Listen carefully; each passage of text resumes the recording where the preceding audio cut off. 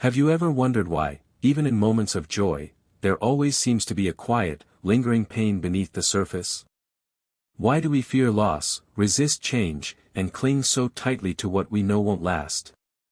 More than 2,500 years ago, the Buddha offered us a timeless insight: life, by its very nature, involves suffering.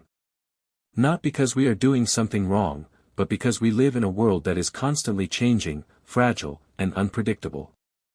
In one of his most profound teachings, the Buddha spoke of 7 types of suffering that every human being will face, regardless of wealth, status, or age. These are not punishments, they are simply the conditions of being alive. In today's video, we'll gently explore these 7 universal forms of suffering, from birth and aging, to illness, death, unmet desires, unpleasant encounters, and the heartbreak of separation. As we walk through each one, we'll begin to see that suffering is not the end of the story, it's the beginning of awareness. And in that awareness lies the seed of freedom. Let's begin this journey with an open heart, and a calm, present mind. In the opening, we reflected on how suffering is not just something we experience occasionally, but something woven into the very fabric of human existence. And according to the Buddha, the very first form of suffering we all face is one we rarely think about: birth. At first, this may seem strange. Birth is often celebrated as a beautiful, joyous occasion, the start of a new life, a new beginning. So why did the Buddha list birth as a form of suffering? To understand this, we need to look beyond the surface. The process of being born is not peaceful. It's a traumatic shift, from the safety and warmth of the womb into a world full of noise, light, cold, and uncertainty. For the newborn, it is a moment of shock and disorientation. For the mother, it is a time of great physical pain, exhaustion, and risk. And for the family, it marks the beginning of a lifelong journey filled with both love and worry. But the suffering of birth doesn't stop in the delivery room. From the moment we're born, we step into a cycle of impermanence. The body begins to age. The mind starts forming attachments. The world around us begins to shape our identity, our fears, our desires. In Buddhist thought, birth marks the beginning of dukkha, a chain of experiences driven by craving, clinging, and aversion. Even more deeply, the Buddha saw birth as the entry point into samsara, the endless cycle of birth, death, and rebirth. As long as we are caught in ignorance and attachment, we are bound to be born again and again, experiencing suffering in each lifetime. So birth isn't just the physical act, it symbolizes our continued entrapment in this cycle. Does that mean birth is bad? Not at all. It means that birth, like all things, comes with both beauty and pain. And recognizing this is the first step toward freedom. When we truly understand that life begins with vulnerability and continues through uncertainty, we stop expecting it to be perfect. We become more compassionate, with ourselves and with others. We stop asking, "Why is life so hard?" and start seeing, "This is the nature of life." The suffering of birth reminds us that we didn't choose the conditions we were born into, but we can choose how we walk the path ahead. It encourages us to break free from ignorance, not by blaming life, but by understanding it. And in this understanding, the Buddha invites us to go deeper. To look at what comes after birth, what else brings pain and discontent. As we move forward, we'll explore the next great suffering, aging, a reality we all face, yet few are truly prepared for. Let's continue the journey. In the last section, we explored how birth marks not just the beginning of life, but also the beginning of suffering. It is our entrance into a world of constant change, a world where we are vulnerable from the very start. And as time passes, we inevitably face the next universal experience on the Buddha's list: aging. Aging is something we all know is coming, but rarely do we want to talk about it. In fact, most of modern society tries to avoid it at all costs. Anti-aging creams, cosmetic procedures, fitness fads, all in an attempt to outrun the unavoidable. But no matter how hard we try, the truth remains: we grow old. What makes aging so difficult isn't just the physical decline. It's the emotional and psychological impact of watching our bodies and minds change in ways we cannot control. Our skin wrinkles, our hair grays, our joints ache. We may forget names, misplace things, or struggle with tasks that were once effortless. But deeper than the surface, aging reminds us of something we'd rather not face, our impermanence.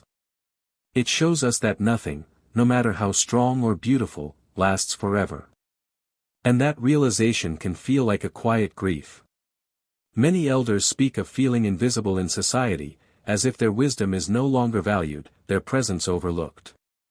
Some experience loneliness as friends pass away, children move on, or partners grow distant. The fear of becoming dependent on others, of losing autonomy, haunts many hearts in silence. And yet, the Buddha didn't teach about aging to depress us, he spoke of it to awaken us. By recognizing the suffering of aging, we stop living in denial. We stop pretending that youth is forever.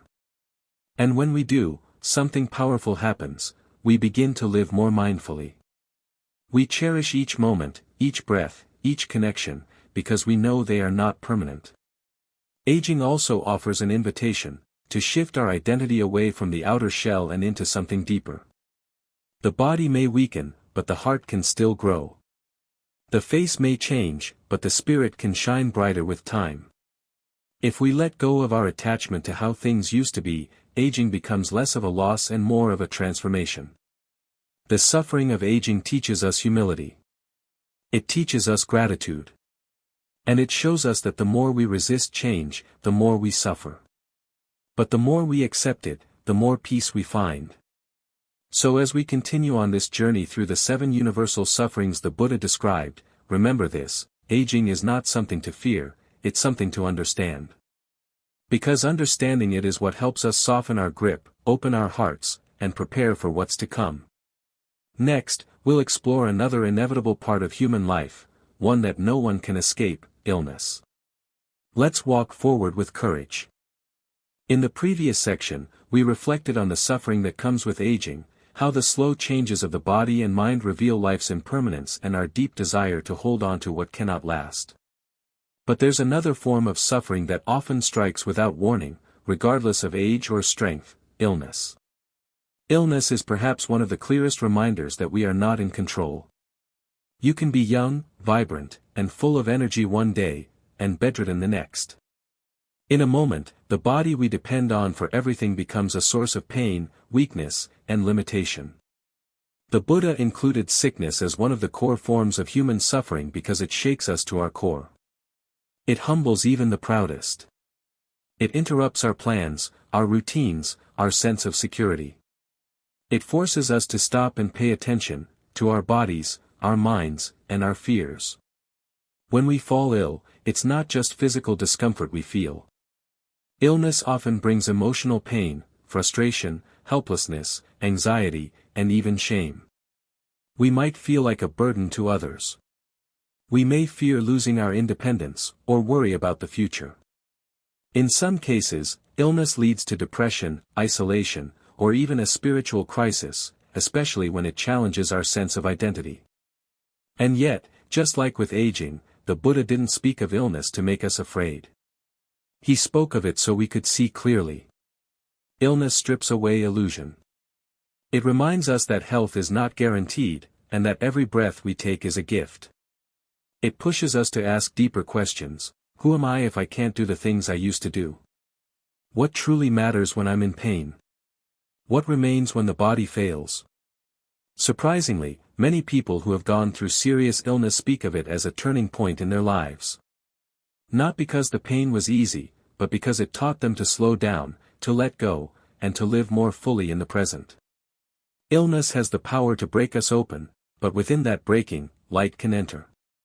In Buddhist practice, we're encouraged to meditate on the fragility of the body, not to create fear, but to cultivate compassion. When we understand that everyone gets sick, we soften toward others. We become more patient, more caring, more present, not just with those who are ill, but with ourselves. The suffering of illness teaches us that life is unpredictable, and the body is not ours to command. But it also reminds us that while we may not control what happens to us, we can control how we respond. With mindfulness. With acceptance. With compassion. And that response, wise, kind, and aware, is the beginning of liberation.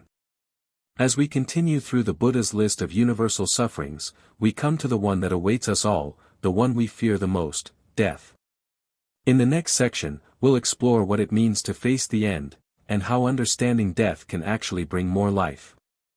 In our last reflection, we explored the suffering of illness, a powerful reminder that the body we rely on is fragile and ever-changing. Illness humbles us. It opens our eyes. But beyond illness lies the one truth we all must face, the one we often avoid speaking about, death. Death is perhaps the most feared and misunderstood of all the human experiences. And yet, the Buddha taught that recognizing the reality of death is essential to awakening. Why is death such a source of suffering? Because we are deeply attached to our lives, our identities, our loved ones, and the things we've built. The idea of losing all of that, suddenly and permanently, can feel terrifying. We don't know what lies beyond. We fear the unknown. And more than anything, we fear non-existence. But the Buddha didn't teach us to fear death. He taught us to understand it, to see it not as a failure or tragedy, but as part of the natural rhythm of existence. Just as we are born, we must also die. Everything that arises must pass away. It's not personal, it's the law of nature. Still, the suffering of death isn't only about our own end. We suffer deeply when those we love pass away. The pain of losing a parent, a child, a partner, or a friend can leave us feeling broken, lost, and hollow. That grief is real. That longing for just one more moment, one more word, one more embrace, it can stay with us for years. And yet, even in that grief, there is a teaching. When we understand that death is inevitable, we begin to live differently.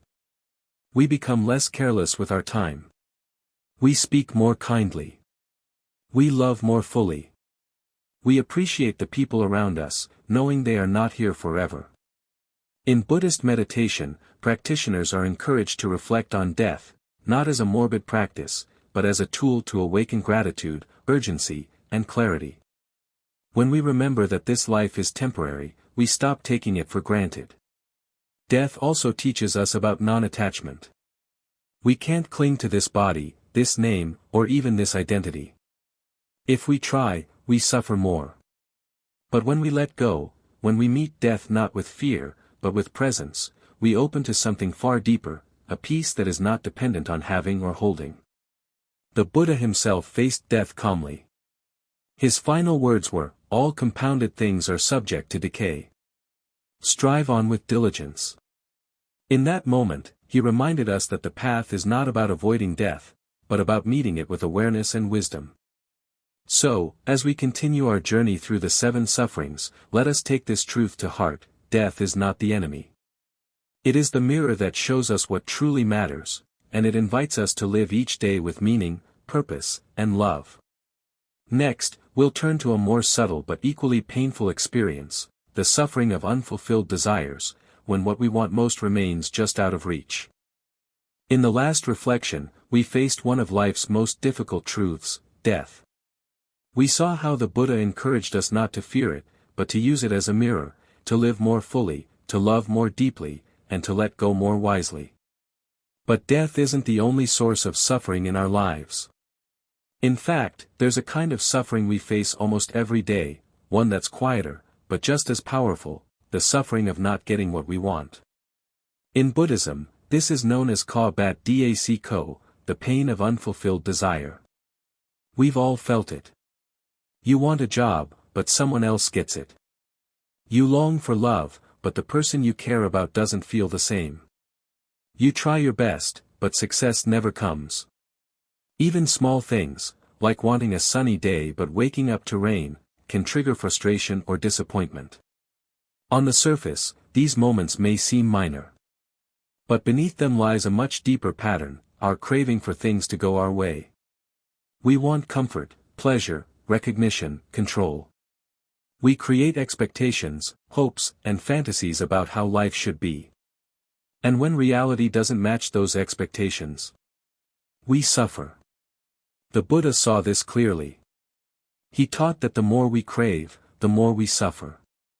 It's not desire itself that causes pain. Some desires, like wanting to be kind or to grow, can be wholesome. But attachment to outcomes, insistence that things happen exactly as we wish, that's where suffering begins. We often say things like, "I'll be happy when," or, "If only this would happen, I'd finally feel at peace." But life doesn't always listen to our plans. Sometimes, no matter how hard we try, we still don't get what we want. And sometimes, even when we do, it doesn't bring the lasting happiness we hoped for. So, what do we do? The Buddha's teaching isn't to stop caring or to suppress desire, but to see clearly, to loosen our grip. To understand that wanting is natural, but clinging leads to pain.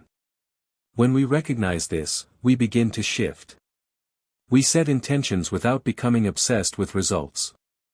We dream without demanding. We learn to ride the waves of life rather than trying to control the ocean. This doesn't make us passive, it makes us free. Imagine going through life without being crushed every time something didn't go your way. Imagine being able to smile, even when plans fall through, because your peace doesn't depend on everything being perfect. That is the gift of understanding this form of suffering. Unfulfilled desire is part of the human journey. But it doesn't have to control us.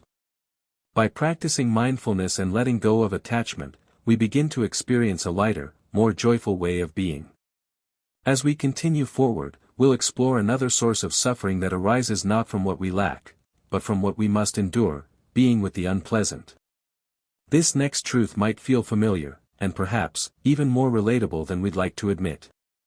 In our last reflection, we explored the suffering that comes from not getting what we want, the aching gap between desire and reality. But life doesn't only challenge us by withholding our wishes. Sometimes, it does the opposite, it gives us exactly what we don't want. And that leads us to the next form of suffering the Buddha described, the pain of being with what is unpleasant, known in Pali as on tang hoi ko. Think about it for a moment. Have you ever had to work with someone who constantly annoyed you? Lived with someone you couldn't get along with? Been stuck in a situation you desperately wanted to escape? That's this kind of suffering. It might be a toxic coworker, a difficult family member, an unfair teacher, or even a noisy neighbor. These situations test our patience and drain our energy. Sometimes, we can physically leave, but other times, we're stuck. And when we're forced to remain in those environments, the mind starts to rebel. We feel anger, resentment, irritation. Our thoughts spin in circles. Why do I have to deal with this? Why can't they change? Why me? And often, that inner turmoil hurts even more than the situation itself. The Buddha recognized that conflict is part of life. We live in a world full of diverse personalities, values, and egos. As long as we expect everyone to match our preferences or behave the way we want, we'll suffer. Because the world doesn't bend to our will. So what can we do? The answer isn't about tolerating abuse or allowing harm, but about transforming how we relate to unpleasant people and situations. The Buddha taught that when we meet what we dislike with aversion, we only add more suffering to the experience. But when we meet it with awareness, compassion, and non-reactivity, something begins to shift. We stop letting others control our inner peace.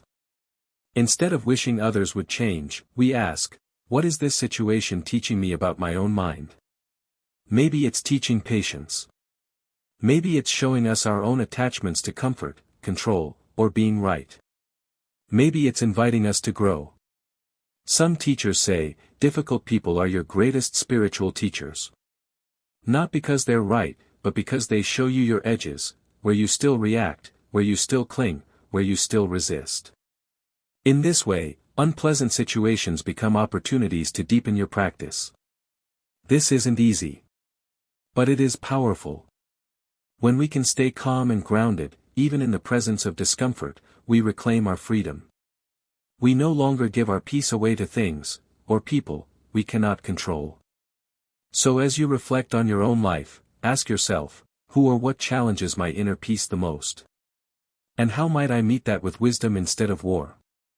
In the next section, we'll explore the final and perhaps most emotional form of suffering, the pain of separation from what we love. It's a sorrow that touches the heart, and one that reminds us why presence is the most precious gift of all. In our previous reflection, we looked deeply into the suffering of being with what we dislike, the emotional tension, frustration, and inner battles that arise when we're stuck in unpleasant situations or relationships. But life doesn't only challenge us with what we don't want. Sometimes, it challenges us in an even more heartbreaking way, by taking away what we love.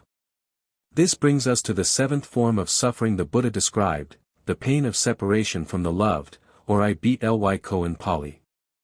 If you've ever lost someone you love, you know this suffering all too well. The ache of saying goodbye, the emptiness of absence, the lingering memories that won't fade. Whether it's through death, distance, or emotional disconnection, being separated from the people, places, or experiences we cherish can feel unbearable. Sometimes it's sudden, a phone call, a farewell, a moment that changes everything. Other times, it's slow and silent, like two people drifting apart, or a loved one slowly fading due to illness. No matter how it happens, the pain is real, and it cuts deep. But why does it hurt so much? Because we love. Because we care. Because our hearts naturally form bonds.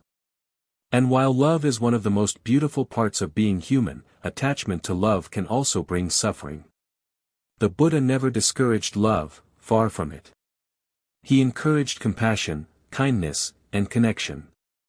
But he also reminded us that everything we love is impermanent. People change. Circumstances shift. Bodies grow old. Nothing, no matter how precious, can stay with us forever. And when we cling to what is changing, we suffer. The pain of separation shows us just how deeply we want to hold on, to people, to moments, to feelings. And when those things slip through our fingers, we feel lost. We grieve not only for what we've lost, but also for the version of ourselves that existed with them. But within this grief, there is also a doorway to awakening. When we accept that separation is part of life, we stop taking love for granted. We begin to cherish the people around us, not later, but now. We say, "I love you," more often. We forgive more quickly. We become more present, because we know that nothing is promised. The suffering of separation teaches us the depth of our hearts. It shows us how much we care. And if we meet it with mindfulness, it can transform our grief into gratitude. Instead of asking, "Why did this end?" we can learn to say, "How lucky I was to have loved at all." So take a moment now. Think of someone you love. Know that your time together is precious, not because it will last forever, but because it won't. And in that truth, may your love grow wiser, deeper, and more awake. With this, we conclude the Buddha's teaching on the 7 universal sufferings. But the journey doesn't end here. From this deep understanding of suffering, we begin the path toward liberation, and that begins with awareness, compassion, and the courage to let go. As we reach the end of this journey through the 7 universal sufferings, let us pause and reflect, not with fear, but with clarity and compassion. The Buddha did not list these sufferings to burden us or make us feel hopeless. He shared them so we could wake up to the truth of life, and more importantly, to the possibility of freedom. Birth, aging, illness, death, unfulfilled desires, unpleasant encounters, and painful separations, they touch all of us. No one is immune. But within each of these experiences lies a teaching, a chance to look inward and discover what truly matters. When we begin to see suffering not as a punishment, but as a part of the human experience, we stop running. We stop resisting. We start to understand. And from that understanding, something beautiful arises: wisdom, patience, and peace. The Buddha's path begins with seeing clearly. Only then can we begin to let go, of clinging, of control, of illusion. And in that letting go, we create space for real freedom. Thank you for joining this reflection. May it inspire you to live with a more open heart, a clearer mind, and a deeper compassion, for yourself, and for the world around you.